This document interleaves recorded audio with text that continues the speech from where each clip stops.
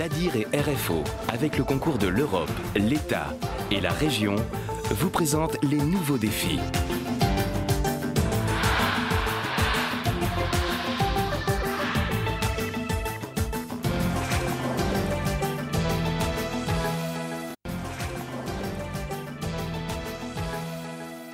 Bienvenue à bord de ce vol, qui sera, vous le verrez, très agité. PNC, à l'arrière, à l'arrière.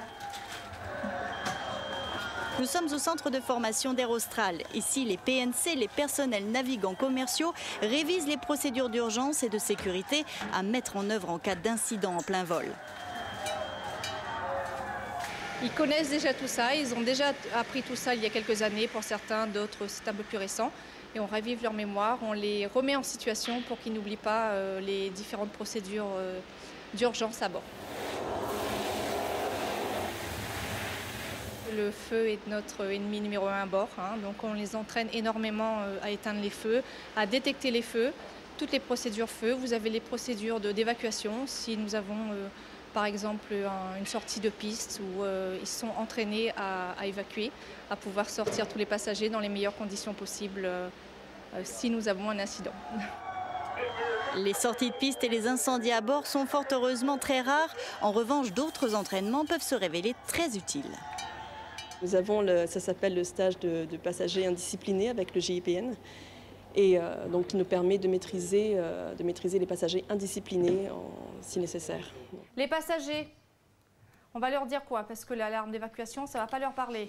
Le mégaphone pour ceux qui sont en poste mégaphone et ceux qui ne sont pas en poste mégaphone. Et avec les gestes. Avec les gestes, pardon, venez par ici, etc. D'accord? Allez, on évacue là. Détachez vos ceintures, laissez vos bagages. On évacue. Allez, point fermé, bras tendu. Point fermé, bras tendu. Une seconde par passager pour évacuer un appareil complet. Il ne faut pas traîner. Les ordres doivent être clairs. Le personnel bien entraîné, rassurant et efficace. Il faudra être très chaud dans le canot. Dans cette salle toute proche, l'ambiance est studieuse. Tous ces jeunes entament aujourd'hui leur premier jour de stage d'intégration à l'entreprise. À la clé, un CDD de 6 mois et peut-être plus. Ils sont encore timides. Ils ont beaucoup de choses à apprendre en quelques semaines. Vu que je travaillais un peu déjà à l'aéroport, ça m'a donné envie de tester d'autres aspects. Qu'est-ce qui vous plaît dans l'aérien en réalité? Tout simplement le fait de voler, visiter des pays, découvrir des personnes. Par rapport à toutes les matières qu'on va voir, il y aura des évaluations pour vérifier qu'on a bien intégré les informations et que c'est validé en fait. Voilà. Alors cette maquette vous sert en fait d'entraînement. Vous avez une configuration cabine qui est exactement la même que vous pourrez trouver en 777. La matinée se poursuit avec une visite des installations d'entraînement et des locaux avant de pouvoir visiter un vrai avion sur lequel ils voleront bientôt. Mais il doit être systématiquement accompagné du permanent. Il n'y a pas que les personnels navigants commerciaux qui bénéficient de formation continue, les pilotes aussi. C'est plus le moment, je dirais, de faire du retour d'expérience, c'est-à-dire des différents problèmes qu'ils ont eus pendant l'année, au courant de l'année 2008, et de voir les différentes solutions qui ont été proposées ou par la compagnie ou par l'évolution de la réglementation. Tous les personnels de l'entreprise passent par le centre de formation. Tous voient leurs connaissances en matière de sécurité et de sûreté remises à jour. Qu'ils soient donc pilotes, mécaniciens ou agents d'escale, la sécurité c'est une partie importante du travail des stewards et hôtesses. On voit souvent la qualité accueil-service à bord, mais ce personnel et notamment sa justification dans l'avion, c'est la sécurité des passagers de l'avion. Et donc beaucoup de la formation est axée sur ce plan, formation, sécurité, sauvetage, secourisme, et donc ça nécessite effectivement une formation suivie et régulière annuelle. Par ici évacué, gonflez les gilets à côté. Comment s'organiser après un amérissage? Il faut du sang-froid pour mettre les passagers à l'abri dans un canot de sauvetage.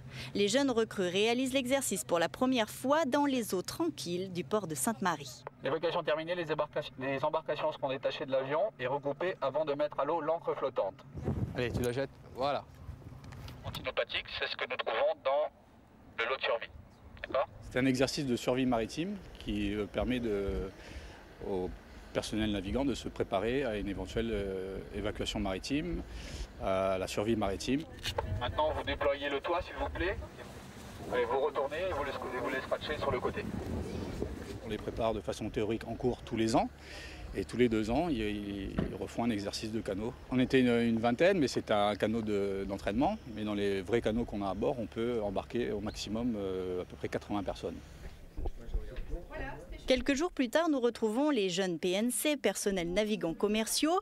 Ils ont quitté leur gilet de sauvetage pour un uniforme tout neuf. Le chapitre sécurité est terminé, ils commencent l'apprentissage commercial. Aujourd'hui, on commence le service commercial, donc c'est toute une autre partie, un autre versant, enfin une autre facette du métier de PNC.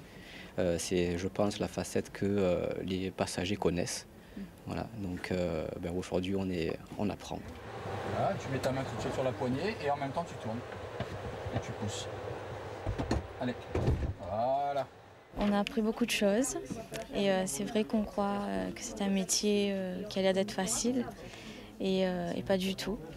Donc il y a beaucoup de choses à savoir au niveau de la sécurité, au niveau commercial.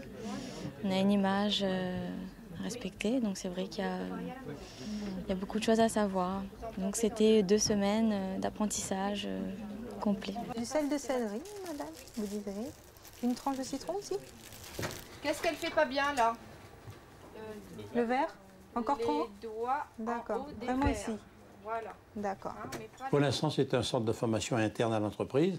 Nous allons demander l'agrément de ce centre comme centre agréé et à partir de là, nous pourrons former du personnel de n'importe quelle entreprise relevant de la réglementation européenne. Nous avons des projets de partenariat avec le Centaure qui notamment assure la formation commerciale de beaucoup de candidats qui se dessinent au métier d'hôtesse.